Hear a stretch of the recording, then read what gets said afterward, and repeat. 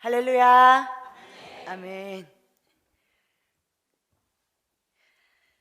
온천제일교회 이렇게 함께 할 수 있어서 너무나 영광이고 감사합니다. 잠깐 기도하고 말씀 선포하도록 하겠습니다. 사랑해 주님 감사합니다. 오늘 주님의 귀한 말씀을 듣습니다. 하나님께서 우리에게 주시는 그 귀한 말씀을 마음에 새기고 또 결단하며 이 세상을 살아갈 수 있는 우리 모두가 될 수 있도록 이 시간 우리의 귀를 열어 주시옵소서. 예수님의 이름으로 간절히 기도드립니다. 아멘. 다시 한번 인사해 볼까요? 할렐루야. 와, 온천제일교회 수요 예배는 정말 훌륭하군요. 멋진 성가대 찬양에 먼저 감동을 받았고요. 감사합니다. 그리고 또 이렇게 많은 참석자분들을 통하여서 또 말씀을 선포하는 저에게 너무 힘이 되고 용기가 되는 시간인 것 같습니다. 감사합니다. 오늘 저는 미랄과 같은 인생이라는 제목으로 여러분들과 함께 말씀을 나누고자 합니다. 벌써 새로운 한 해가 되었습니다. 2025년. 저는 옛날에 영화에서만 나오는 시간인 줄 알았는데 어느덧 2025년이 되었습니다. 이 말씀의 자리를 저는 항상 너무 귀하게 여기고 또 두려움과 떨리는 마음으로 섭니다. 그래서 어떤 말씀을 전해야 하나요? 하면서 기도하면서 준비를 하게 되었습니다. 이 말씀의 자리에 하나님 정말 우리 온천제일교회에 필요한 말씀을 허락하여 주시옵소서 하면서 기도하였습니다. 그러다가 저에게 미랄의 말씀을 떠올리게 해주셨습니다. 제가 오늘 잠깐 나눌 또 선교의 삶이 바로 이 미랄의 삶과 같다고 여겼기 때문입니다. 그리고 또 저는 이제 공식적으로 선교사로 파송되어서 필리핀에 있지만 또 여러분들의 삶 가운데서 하나의 선교사로 또 여러분들의 일터에서 가정에서 있지 않으십니까? 네. 여러분들의 삶도 그 그리스도인의 삶이 바로 이 미랄과 같다고 생각이 듭니다. 그래서 오늘 미랄과 같은 인생이라는 말씀의 제목으로 함께 은혜를 받고자 합니다. 여러분들은 이 세상에 살면서 어떤 소망을 가지고 살아가십니까? 소망, 여러분들 살면 어떤 소망이 있으세요? 가슴에 품고 사는 소망, 하늘나라의 소망. 벌써 답이 바로 나와요. 멋있는 온천제일교회 성도님들. 이 세 삶의 다른 질문으로 이 삶을 살아가는 동력이 무엇입니까? 이 세상을 살아가는 이유가 어디에 있으십니까? 이 세상을 살아가면서 어떠한 이유도 없이 소망도 없이 살아간다면 아마 그거는 살아있어도 사는 것이 아닐 것입니다. 그죠? 소망 없이 사는 삶이 얼마나 불행한 삶인가요? 어떠한 사람들은 삶의 동력을 여기서 찾습니다. 이거 많이 벌어야지. 어떤 사람은 명예의 그 삶의 동기를 찾습니다. 또 어떤 사람들은 권력, 그 힘에 삶의 소망을 둡니다. 결론부터 말씀드리면 이 모든 것은 썩어 없어질 것이죠. 우리 돈, 명예, 권력 결국 잡은 듯 하나 언젠간 다시 사라지는. 그렇다면 그리스도인으로서 우리가 가질 소망은 무엇일까요? 무슨 소망을 가지고 살아가야 할까요? 그것은 바로 부활의 소망입니다. 아멘? 갑자기 부활절도 아닌데 웬 부활? 이라고 생각하시는 분들이 있으실 텐데 사실 그리스도인들은 매 주일 이 부활의 소망을 가지고 주일 예배를 드리러 옵니다. 아멘. 네. 그래서 우리가 사바스라고 불리는 그 안식일을 기념하지 아니하고 우리 주일에 만나잖아요. 그죠, 여러분? 바로 예수님의 부활을 기억하는 것이기 때문이죠. 이 부활에 대해서 근데 우리는 조금 뜬구름식으로 생각하고 있진 않나요, 여러분? 부활, 언젠가 내가 죽으면 다시 살아나겠지 라면서 저 머나먼 50년 뒤의 일로 생각하고 계시지 않나요, 혹시? 이 부활을 우리는 조금 이렇게 뭉게구름 같이 생각하는 것 같아요. 그런데 저는 오늘 이 부활에 대해서 좀 더 구체적으로 생각해보자, 좀 더 우리 삶 속에서의 부활을 이야기해보자 라는 목적을 가지고 오늘 이 미랄과 같은 인생에 대해서 이야기를 나눠보고자 합니다. 부활은 저 먼 나라 이야기가 아닙니다. 바로 오늘 이 시간에도 여러분 부활이 일어나고 있고 내 삶이 새로 태어나고 있음을 믿으시기 바랍니다. 그래서 우리 삶 속에서 일어나는 변화된 간증들, 새롭게 된 그 간증들이 바로 부활의 간증임을 믿으시기 바랍니다. 그래서 오늘 말씀 본문을 가지고 우리 미랄 같은 삶, 부활의 소망을 가지고 사는 그리스도인에 대해서 생각해 보려고 합니다. 오늘 본문에서는요, 하늘의 미를 가지고 부활을 이루기 위해서 필요한 조건을 말하고 있습니다. 부활이 되기 위해서는 어떻게 부활을 할 수 있을까? 첫 번째는 뭐라고 얘기하냐면요, 오늘 말씀 요한복음 12장 24절 다시 한번 읽어보겠습니다. 제가 PPT를 준비했어요. 여러분 같이 한번 읽어보실까요? 시작! 내가 진실로 진실로 너희에게 이르노니 하늘의 밀이 딸을 죽지 아니하면 하늘 그대로 있고 죽으면 많은 열매를 맺느니라. 아멘. 여러분 첫 번째는요, 부활하기 위해서 조건이 있는데요, 먼저 죽어야 합니다. 아멘이 나오시네. 할렐루야. 죽는다 그러면 아멘이 나올 수가 없어요. 어떻게 죽는다 그러는데 아멘이 나옵니까? 살아야지 막 이러는데 여러분, 근데요, 부활을 하려면 죽어야 된대요. 죽고 나서 부활이 있답니다. 여러분 부활의 정의가 무엇입니까? 부활은 다시 살아난다는 거죠. 한문에서도 다시 살아날 활, 그죠? 그러니까 먼저 죽어야지 부활을 경험할 수 있다는 거예요. 그래서 부활을 여러분 소망하고 계시다면 그 전제 조건으로 죽음이 필요합니다.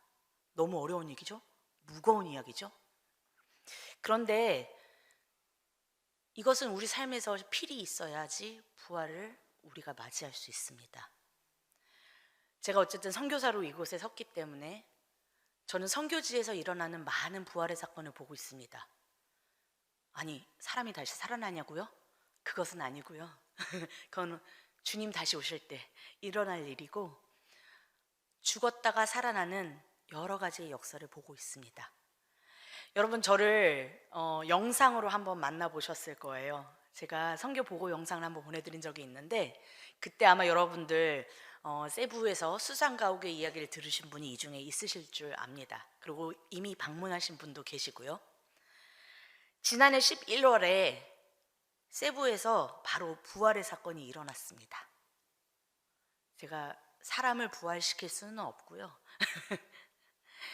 세부의 수상가옥에서 있었던 일인데요, 정말 허름한 가옥이 있는 수상가옥, 거기는 썰물과 밀물이 있어요. 그래서 그 위에다 바로 집을 지을 수가 없어서 약 1.5m, 2m 되는 다리를 놓고 기둥을 놓고 그 위에 집을 짓고 사람들이 살아갑니다. 그곳에서 수상가옥이 있는데 그 수상가옥이 부활한 사건을 여러분들과 잠깐 이야기합니다. 여러분 아마 사진 보신 분들도 있고 방문하신 분들도 있을 텐데, 바로 우리 온천제일교회를 통해서 일어난 부활의 사건이에요. 여러분 왼쪽에 있는 사진이 이전의 모습입니다. 사실 저거보다 더 부실한 다리였어요. 이미 공사를 시작할 때의 모습인데, 나무 조각이 겨우 몇 조각으로 이어져 있는 다리, 1.5m 위에 2m 있는 이 다리가 오른쪽에 있는 것처럼 시멘트 다리로 바뀌어졌다. 여러분 저는 이걸 다리의 부활 사건이라고 말하고 싶습니다. 다리가 부활했어요.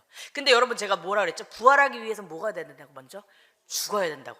여러분 저 시멘트 다리를 만들기 위해서 어떻게 했을 것 같아요? 먼저 다리를 훌륭하십니다. 목수도 아니신데 어떻게 하시는지. 먼저 다리를 부쉈습니다. 먼저 부셨어요. 먼저 부시고 나서 그 위에 새로운 기둥을 세우고 새로운 시멘트를 깔고 철근을 놓고 시멘트를 깔고 해서 단단한 다리가 생겨난 것입니다. 다리를 먼저 죽이고 새로운 다리를 놓은 것, 저는 이것도 부활이라고 보는 것입니다. 여러분, 이렇게 따지면 우리 삶 속에 얼마나 많은 부활이 있을까요? 우리 삶에는 부활이 있어야 되는데 그 부활의 간증을 가지고 살아가는 사람들이 바로 그리스도인입니다. 아멘? 그래서 여러분, 고린도전서에도요 15장 36절에 보면 이렇게 말씀해요. 어리석은 자여, 내가 뿌리는 씨가 죽지 않으면 살아나지 못하겠고, 씨가 죽어야 다시 살아난다는 겁니다. 여러분, 집에 깻잎 키우시고 상추 키우시는 분들 계시죠? 요새 많이들 키우시는데, 여러분, 씨를 뿌릴 때 무엇을 기대하고 씨를 뿌리십니까? 그 씨가 그대로 똑같이 날 것을 예상하고 뿌리십니까? 아니죠. 우리는 그 씨가 땅속에서 죽어서 다른 모양새로 줄기가 되고 이파리가 날 것을 기대합니다. 고린도전서에서 이 이야기를 한 것은 우리의 육의 몸을 심고, 우리의 육의 몸은 썩어질 몸이잖아요. 하나님이 예전에 흙으로 이렇게 빚으신 썩어질 몸, 이것을 심고 다시 신령한 몸으로 부활할 것을 이야기하고 있는데, 바로 이 세상의 것은 결국 썩어질 것이고, 그것을 죽은 이후에, 죽게 한 이후에, 소멸된 이후에 다시 새로운 주님이 삶을 주시겠다는 것입니다. 아멘. 2025년에 여러분 새로운 결심을 많이 하셨죠? 우리 결심할 때 무슨 결심을 많이 하십니까? 다이어트 계획, 금연 계획, 금주 계획 많이 하시잖아요. 우리는 사실 새로운 계획을 할 때 죽을 계획을 하진 않아요. 항상 살 계획을 하지. 어떻게 하면 잘 살아볼까? 살 계획을 합니다. 어떻게 하면 잘 살아볼까? 이 2025년에도 어떻게 하면 내가 잘 살아볼까? 그런데요, 다시 살기 위해서, 부활하기 위해서 죽어야 된다. 이것을 저는 희생이라고 또 말하고 싶습니다. 우리가 어떤 것을 죽이고 나를 희생시켰을 때 그 다음에 부활하는 것이 있더라. 우리가 옛 자아를 죽였을 때, 그랬을 때 그리스도로 새롭게 태어나더라. 아멘? 그래서 우리가 사실 새해에 희생이나 죽음을 계획하진 않아요. 그러나 새로운 삶을 기대하기 이전에 어떻게 하면 나의 옛 자아를 먼저 죽여볼까? 어떻게 하면 나의 썩은 모습을 먼저 땅에 묻어볼까? 한번 생각해 보는 시간이 되시길 바랍니다.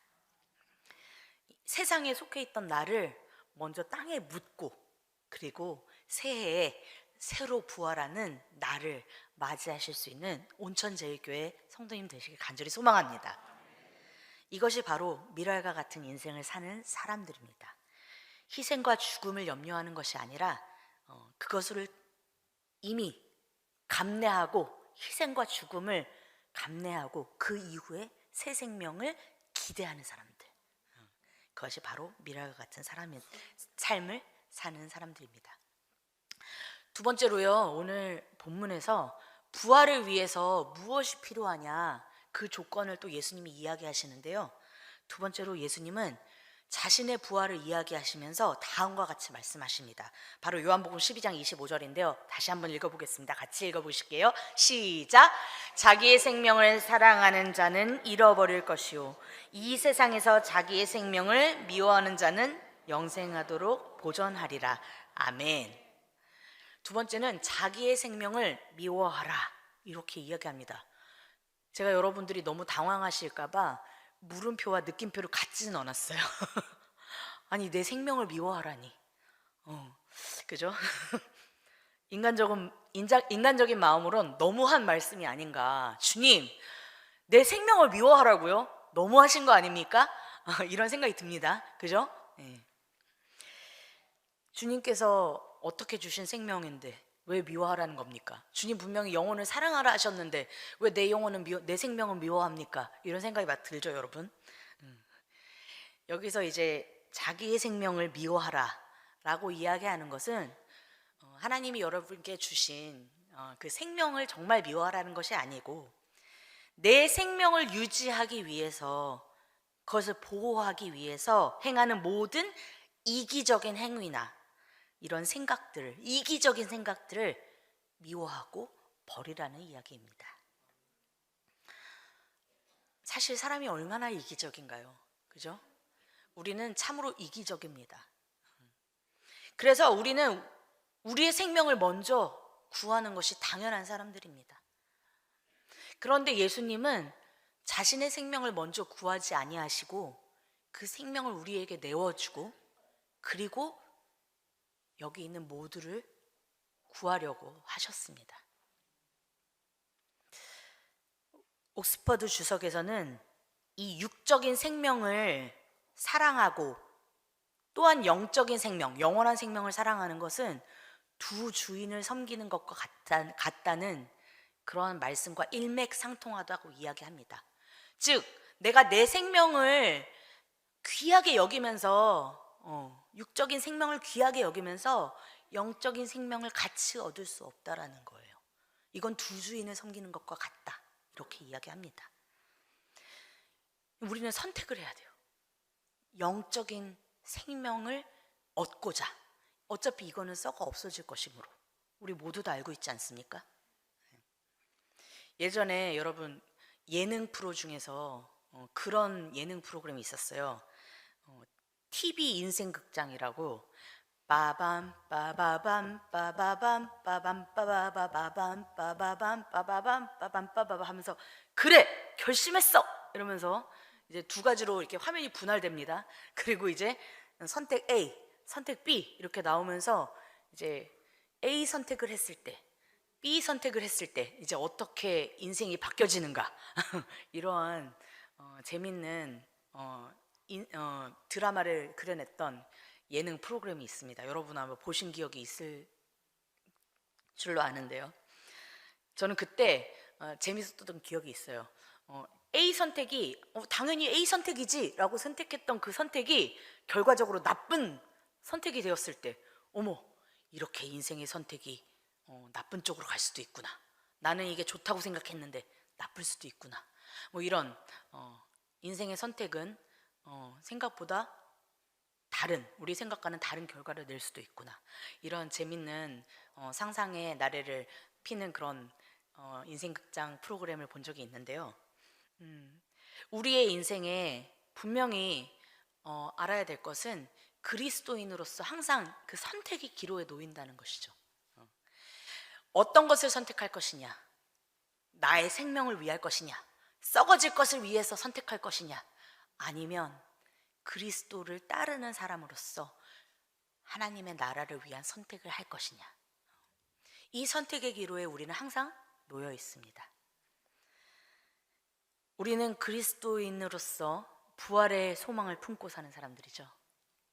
즉, 우리는 삶에서 죽었던 것이 다시 살아나는 영적인 생명, 영원한 생명, 이 새로운 삶을 기대하는 사람들입니다. 이때 우리는 예수님을 보면서, 예수님의 선택을 보면서 도움을 얻을 수가 있는데요. 예수님은 자기를 위한 선택을 하지 않으시고 우리를 위한 선택을 하셨어요. 예수님이 오늘 자신의 부활을 미리 이야기하시는 거거든요. 근데 예수님이 십자가에 지시기 전에 어떠셨습니까, 여러분? 예수님 십자가 지는 거 싫어하셨습니다. 예수님 피땀 흘리시면서 이 잔을 지나가게 하옵소서. 예수님도 고통을 느끼시는 분이셨습니다. 그리고 27절에 여러분 보면 27절에 뭐라고 예수님 말씀하셨으면, 지금 내 마음이 괴로우니 무슨 말을 하리요. 예수님이 십자가에 지시는 게 쉬웠다고 누가 이야기합니까? 아무도 이야기하지 않습니다. 예수님도 어려운 선택을 하셨습니다. 그런데 예수님은 그 선택의 기로에서 나를 위한 선택이 아니고 우리를 위한 선택을 하셨습니다. 아멘. 여기서 우리는 예수님을 따라가는 우리는 배우게 되는 거죠. 아, 나의 생명이 어차피 썩어질 생명이라면 나를 위하지 말고 우리를 위해야 되겠구나. 나 혼자 부활하면, 예수님은 사실 십자가에 못 박히셔서, 예수님 안 못 박히셔도 예수님은 그냥 하늘로 올라가십니다. 예수님 부활하실 수 있습니다. 그런데 예수님이 왜 굳이 십자가에 못 박히셨습니까? 예수님이 우리에게 부활의 예표가 되신 것입니다. 너희도 나처럼 새로운 삶을 다시 얻을 수 있다는 걸 보여주신 것입니다. 이것을 보여주시기 위해서 굳이 고난을 당하신 것입니다. 예수님 하나의 생명을 지킬 것을 고집하지 아니하시고 우리 모두의 생명을 살리는 일을 선택하신 것입니다. 여러분, 구약의 에스더서에서 에스더가 한 행동이 바로 이런 행동입니다. 공동체를 살리는 행동. 죽으면 죽으리라 하면서 왕 앞에 나아갔던 에스더의 행동은 나를 위한 행동이 아닌 우리를 위한 행동이었습니다. 여러분, 그 결과 에스더는 유대인 모두를 구할 수 있는 구원의 길을 얻었습니다. 이것이 조금은 과격하게 말해서 자기의 생명을 미워하는 일인 것입니다. 오늘날 세상의 사람들은 어떻게 하면 손해를 보지 않을까? 어떻게 하면 손해보지 않고 살아갈까? 어떻게 하면 내 것을 지킬까? 고민하며 살아가죠. 그것이 세상의 사람들이죠. 그러나 예수님을 따르는 우리는 어떻게 살아가야 합니까? 부활의 소망을 가지고 살아가는 사람, 우리들은 어떻게 살아야 합니까? 미랄과 같은 인생을 살아가는 우리들은 나를 넘어서 우리를 고민하는 사람이 되어야 될 줄 믿습니다. 바로 예수님이 사랑하는 우리를 위해 자신을 던진 것 같이 말입니다. 교회 공동체는 바로 이런 미랄과 같은 인생을 사는 이들을 통해서 비로소 세워집니다. 여기 계시는 성가대 여러분들도 시간을 쪼개서 연습하시고 우리에게 은혜로운 찬양을 들려주시지 않았겠습니까? 나를 위해서라면 어떻게 여기 있을 수 있을까요? 교회 공동체는 바로 미랄과 같은 인생을 사는 사람들로 인해 이루어집니다. 이렇게 부활은 나를 썩게 하고 소멸시키고 결국 나를 부인하면서 다시 얻어지는 것입니다. 너무나 고통스러운 일이죠, 여러분? 고통스러운 일이에요. 그런데 여러분, 오늘 본문을 시작할 때 예수님께서 어떤 말씀을 가지고 시작했는 줄 아십니까? 요한복음 12장 23절이에요. 오늘 예수님이 자신의 부활에 대해서 이야기를 할 때 이 말씀을 가지고 시작하셨습니다. 23절에 예수께서 대답하여 이르시되 인자가 영광을 얻을 때가 왔도다. 아멘. 이 말씀을 시작한 이후에 미랄이 썩어져야 되고 내 생명을 미워해야 되고 이 얘기가 나옵니다. 아니 여러분, 인간적으로 생각해서 이것이 진짜 영광을 얻는 일입니까? 내가 죽고 내가 썩어지고 내가 내 생명을 미워해야 되는데 이게 영광을 얻을 일입니까 여러분? 그런데 예수님은 영광을 얻을 때가 왔다 이렇게 이야기합니다. 굉장히 모순적인 이야기죠. 오히려 내 영광이 없어지는 것 같은 일인데 말입니다. 오롯이 희생만을 요청하고 있는 것만 같은데 예수님은 오히려 이것을 영광의 때가 왔다라고 이야기하는 것입니다. 성경은요, 참 이런 모순적인 이야기가 있습니다.